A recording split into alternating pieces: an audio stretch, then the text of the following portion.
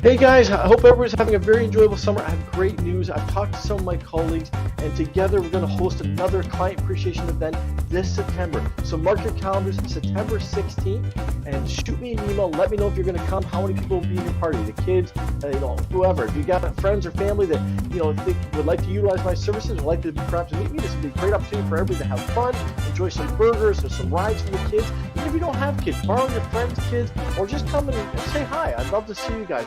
The September, every single time we've done one of these, the weather has been great. Knock on wood. Hopefully we're going to have beautiful weather again. Great day to just get out and just enjoy the sun and see all the fun and hear all the cheers of the kids and stuff like that. So again, mark your calendars. Let me know.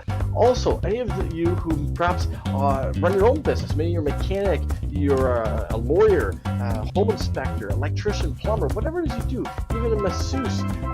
If you're interested, we do have a special program where our sponsors, people we like to work with, we like to help promote your business, so you can take advantage of our sponsor program. So I'll post some information about that along with the invite for everybody else down below in my newsletter and of course here. And again, let me know if this would be of interest to you, and we'd love to promote your business at this opportunity. Okay, looking forward to seeing all you guys in September. And yeah, don't forget, shoot me that email so I can get you on that list. Okay, it's time to talk about real estate and what's been going on in the market here. I've got some great articles, and so I'm going to make some references to some of these here, especially one put out by Korea. So just bear with me here. So we go over to this article, and the caption really catches my eye. It says, "Short-lived housing market rally likely to lose steam." And it's a little bit outdated because clearly we're now into the end of July, and I believe a lot of his stats are based more so on the end of June. So he is correct as of when he wrote this article, but the reality is we are definitely seeing a bit of a correction in the market. And I'm going to get into that here momentarily. I do love this little chart here that the Korea has once again shared with us, and it kind of shows you, and as you can see, the housing market has just gone bonkers over the years, and as many of you know, last year in the very beginning of 2022, it just once again did a huge spike, but as the mortgage rates started to rise through the central bank, we saw a significant drop back down to, I guess, more or less reality, or perhaps even a little bit below reality there, and then we saw that again start to rise there. Now, according to the analysts, they're indicating to us that this is because of the housing shortages, and I definitely agree with that. We definitely have a housing shortage.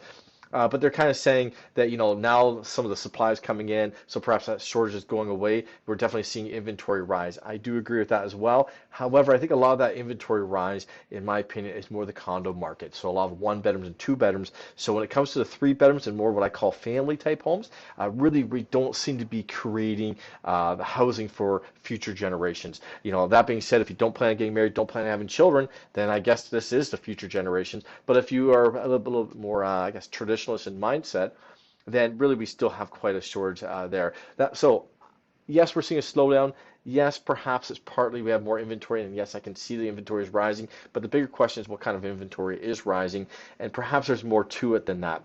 Now, first of all, the other thing he does not really reference, but I think the other reason we did see that bump up was that the rents are just high. I mean, let's admit it. Yes, it sucks to buy high, sucks to pay high mortgages, but what's the other option? High rents. The rents are brutal, and so I think a lot of people again came to that realization and said, what, it's time to kick in and just commit to buying something. At least we own it, and in the long run, this is just where we're at. The other thing is the rates. We had a lot of rate hikes last year, and it was just a shock to everybody. Makes sense. Hence that little bit of a drop, and then as people become acclimated to this new reality, they start getting back on board. But again, as I mentioned, now we've got this new rate hikes, and that has caused the steam to come out of the market. So here at Peak, we do cover this quite regularly. We do have weekly meetings, and so as you can see, here's our monthly stats, and we've got our average sale prices. In this case, I'm looking at Stratford, but I think it's a good indication throughout many of our cities as to what's been transpiring here. And as you can see, it is volatile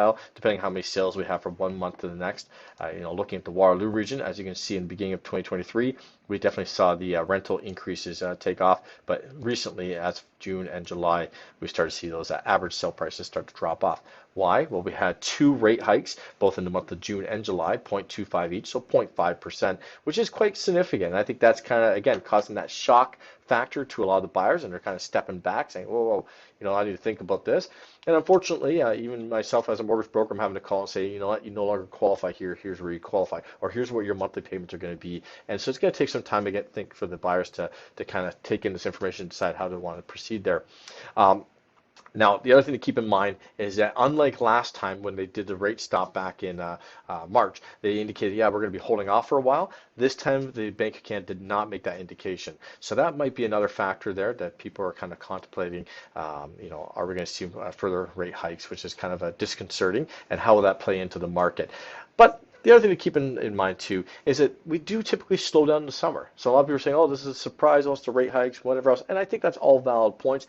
But that being said, we do always slow down. Now, I'm just going to pick on Kitchener here. And as you can see, if we look back in June, July of last year, our sales and our numbers had dropped, again, quite significantly. And our actual sales are about, in the month of July, 356 and 411. Right now, for the month of July, we're 287. So not that much off from where we were last year. So we'll be really interested to see what happens come the fall. Are we going to see that jump back up? Because typically in the fall, we do see that pickup, as you can, once again, even looking here into our September, October, you can see things start to pick up, and our values started to get a little stronger there. As the buyers came back from their holidays and the agents came back, we started to see everything get a little bit higher there. That being said, it's really hard to say. If you are contemplating possibly downsizing, it's very hard to predict where the market's going to go from one year to the next. I always kind of indicate to some of my more mature clients who are considering getting to, perhaps condos, bungalow townhomes, or anything along those lines, would you put all of your investment into one stock or one mutual fund? I would advise perhaps diversifying that. So if you're dealing with a rather large estate or home, perhaps now would be a good time to look into selling that property. Yes, the market's weak, but it may be that you wish you sold now as opposed to in the future. But then again, with the marketing shortages, it's really hard to say which way it's going to go. But again, I always promote the idea of diversifying your portfolio there.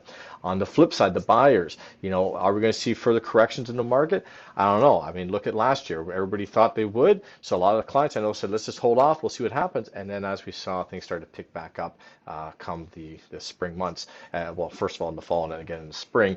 It all comes right down to what the Bank of Canada does. And it really comes down to our housing situation. Are we going to see more inventory come on the market? And really, I am seeing a lot more condos in 1 and 2 bedrooms.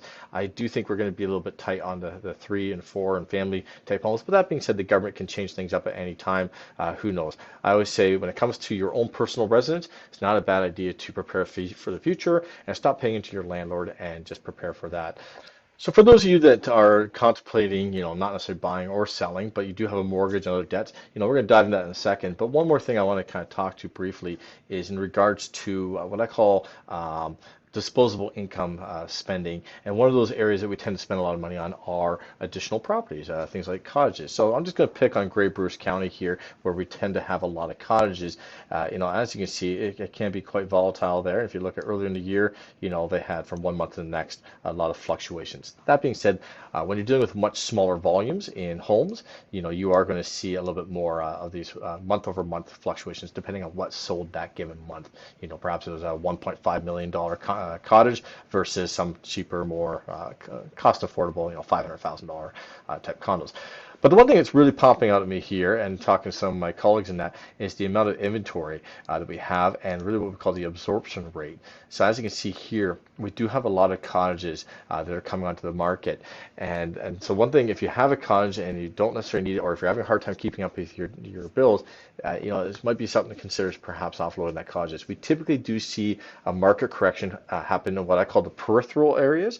So those areas further away from Toronto, and as you get closer and closer to the larger cities, Kitchener, Waterloo, Toronto, that trend will start to appear there. But again, it tends to happen a little bit later. And I think a lot of that has to do with the fact that, there's the cottages, which are really nice to have, and then there's your personal home, which is a must-have.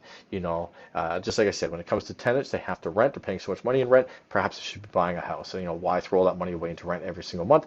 But on the flip side, when it comes to that secondary home, that cottage, isn't necessary. So again, something to think about. If you ever want to talk stats and look over your particular market, what's going on there, give me a call, shoot me an email. I'd love to kind of review that stuff with you guys. Okay, so lastly, let's jump into the mortgage side of things. So as I indicated, the rates are quite high right now here at Blueprint, which is one of my preferred lenders. I do like them. They're offering at 6.95. That is their current, what they call their bank rate. And so if you've got a variable mortgage, you're going to get a discount off of that. So right now, uninsured rates are like your refis. They're only offering 6.75, which is quite high. Or you can get yourself a 5.89 in this circumstance for an uninsured rate. And uninsured rate is, like I said, anything refinancing where you're trying to consolidate debt. So if you have a line of credit, secured line of credit, whatever else, we would try to put that all together, amortize that over, let's say, 30 years, try to reduce your monthly obligation, just so you can kind of keep up with things there, and hopefully the rate will be a little bit more attractive as well. So a couple different things to think about. Always a good thing to give me a call to discuss that side of things. As far as that area is concerned there. And again, as if you're renting versus buying, one more thing to consider, as I've been seeing a lot of articles talking about, does it make more sense to rent given how high the mortgage rates are and how high the purchase prices are? And one of the particular companies I saw there, they put out some of these articles, the rent prices seemed rather low. And what I realized is that what they're doing is they're just taking the average rents. So keep in mind, perhaps where the sources that they're getting that information from and what kind of rentals they're referring to. Are they 1 and 2 bedrooms? We tend to get a lot more condos of 1 and 2 bedrooms, which therefore disproportionately shows a lower rental market average rent price. Perhaps look at things like 3 bedrooms. What's the average 3 bedroom? I was looking across Ontario. Average 3 bedroom right now is $29.99 or in and around that price point according to one of these sites. And I think that's a lot more in line with where their actual rents are, when I'm compared to townhouses, whatever else.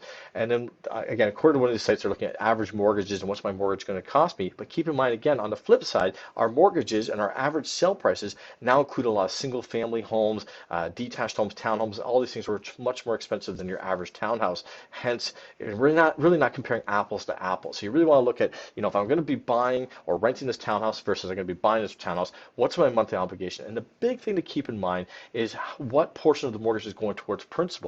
And also keep in mind that as you pay down that mortgage, right now about 1/3 is going towards that principal, and that will increase as time goes on, and your interest you're paying will actually decrease. Whereas when you're renting, unfortunately, it goes the exact opposite way.